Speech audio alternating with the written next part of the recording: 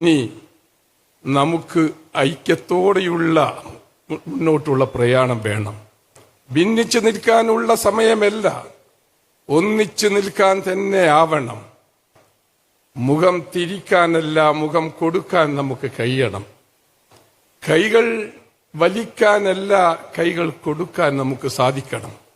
അങ്ങനെ ഒന്നായി ഒരു ഉമ്മത്തിന്റെ ഉന്നതിക്കും ഇസ്ലാമിന്റെ ഇസ്സത്തിനും നമ്മൾ ഒന്നായി തന്നെ നിൽക്കണം. അങ്ങനെ തന്നെ നമുക്ക് മുന്നോട്ട് പോകണം.